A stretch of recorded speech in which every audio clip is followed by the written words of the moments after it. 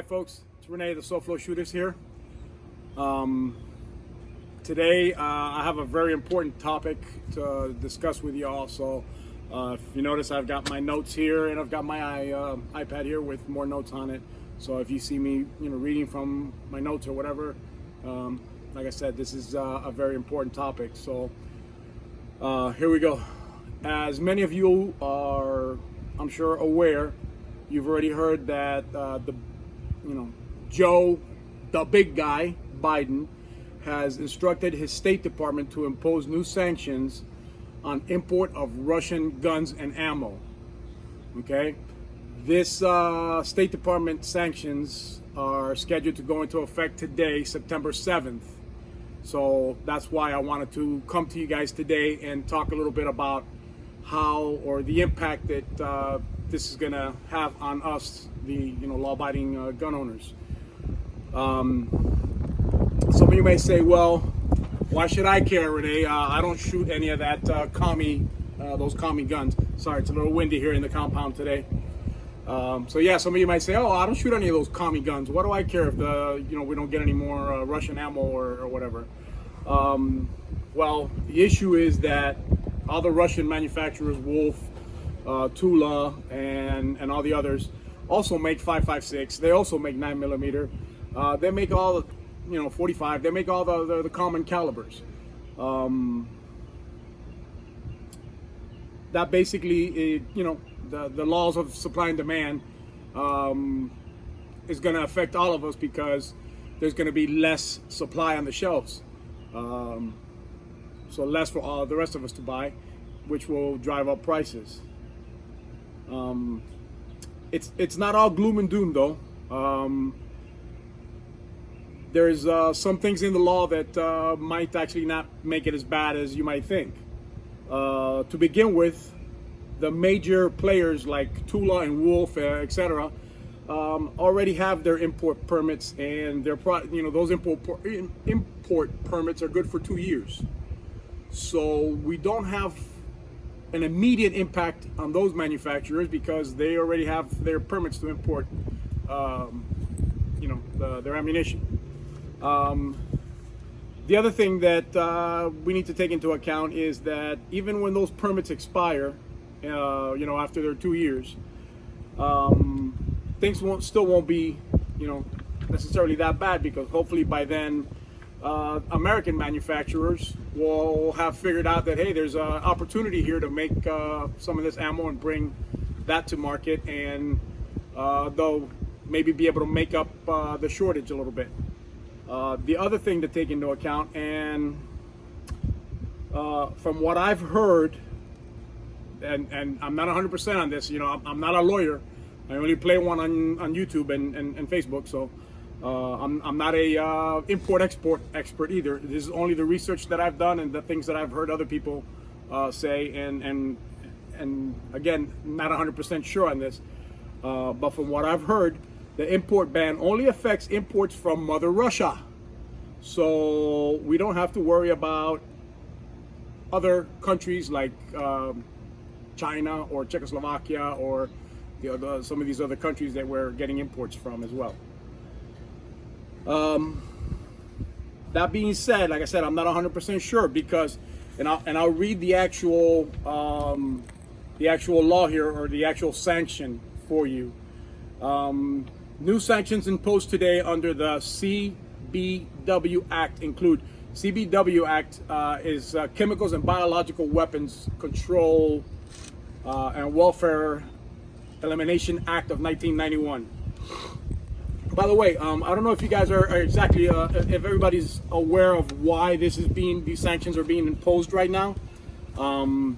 So the excuse or the reasoning that the Biden administration is giving for imposing these sanctions now is because of a Russian, I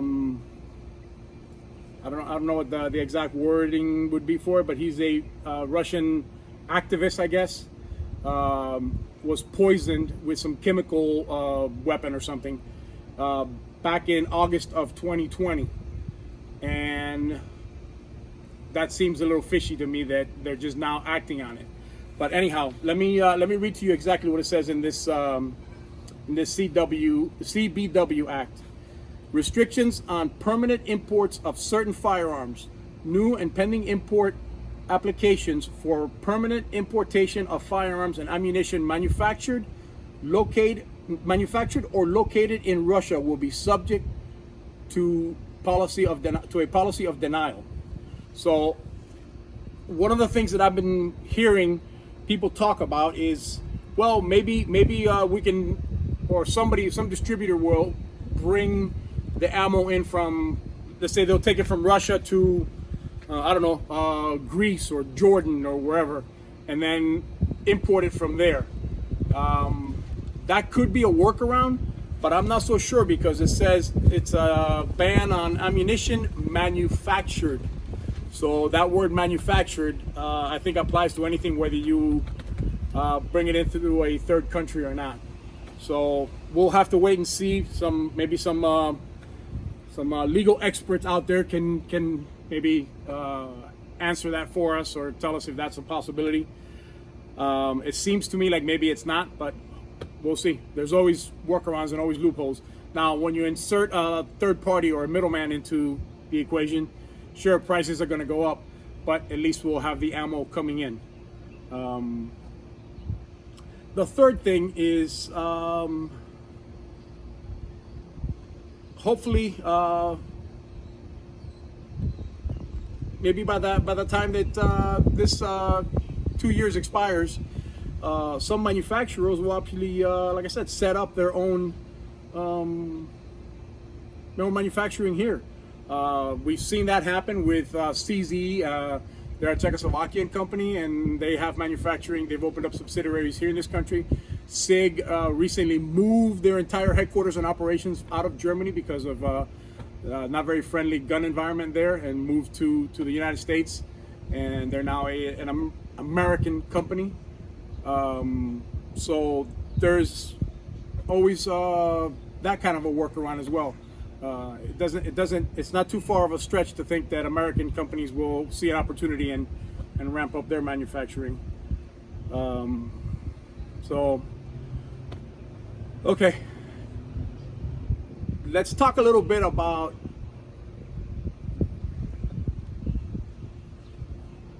the motive behind Biden's imposing of these sanctions.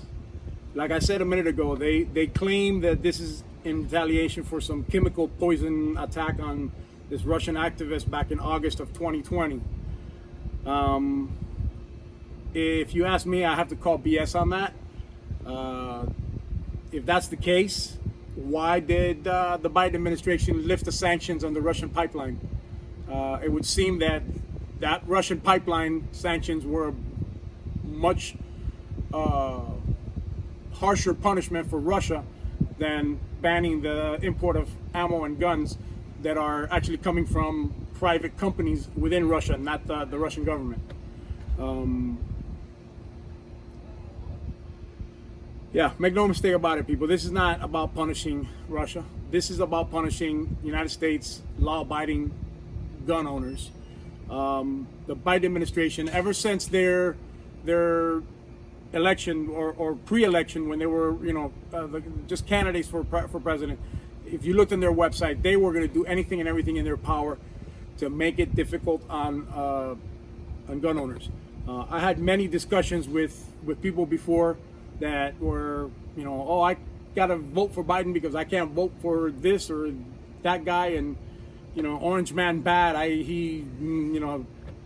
I'm insulted by his tweets, and I would tell people that don't pay attention to what Trump said. Pay attention to what Biden is telling you he's going to do, and that's exactly he's following through on every promise that he made about gun control. He cannot abolish the Second Amendment, but he's going to do everything within his power to make it difficult for the law-abiding gun owner, difficult and expensive. That's why this Russian ammo ban. That's why he's going after the 80% lowers. That's why he is going after the arm braces. He is doing everything that he can because he knows he cannot change the law. He doesn't have the backing in Congress and in the Senate to to do anything to impose harsher gun controls. So he's doing it through executive fiat, and that's exactly what he promised he would do.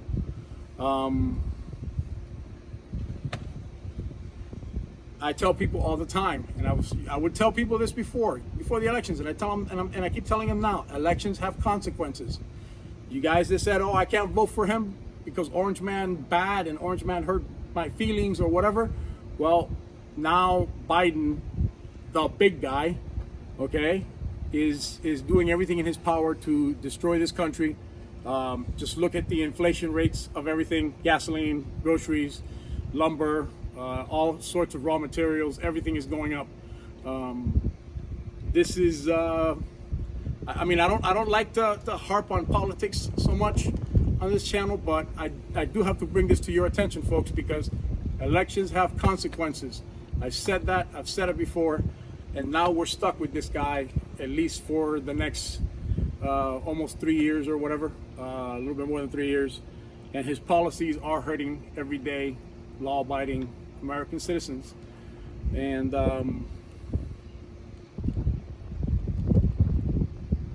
so anyhow, that being said, like it says in the Hitchhiker's Guide to the Galaxy, don't panic, okay? Prices will stabilize again. They'll start again on a downward trend. This is not the end of the world. This is not doom and gloom. Sorry about that, folks. I'm talking so much, I'm talking so fast, I dry mouth here. But yeah, so, you know, prices will stabilize as long as we don't do it to ourselves. Don't go out there and start panic buying. Many of you probably already have, trying to get your hands on every single piece of, you know, 7.62x39 or Makarov, you know, but give it time, folks. Don't panic. Let things stabilize. And, you know, as long as we don't start hoarding and going crazy, we should make it through this. Again, this is only temporary.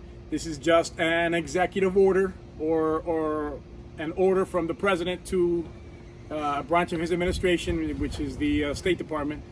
The next president can come in and, with the wave of a pen, get rid of this these sanctions. So let's not do it to ourselves. Don't go panic buying. Keep calm. That's about all I got for you guys today. But again, this Russian ammo thing, we'll make it through. We'll be all right. Until next time, this is Rene, the SoFlo Shootist, saying even though it's expensive, but get out there and train, shoot as much as you can, train as much as you can, carry every day, and stay safe.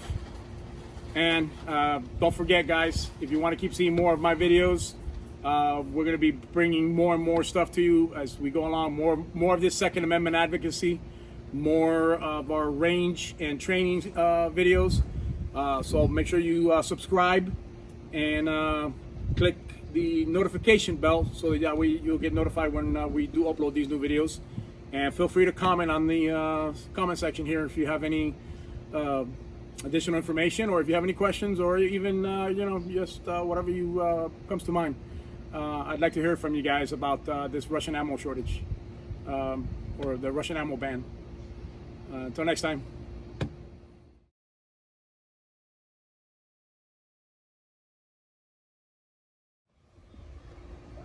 Hey folks, bringing you, I guess, a little close-up here of our new and improved background set for our videos that we're bringing to you all here from the SoFlo Shootist compound in South Florida. Let me know in the comment section below, what do you think? We have the Gadsden over here, of course, Old Glory in the middle, and flanked on either side by state of Florida and our Second Amendment flag. And over here representing my homeland, a Cuban flag, of course.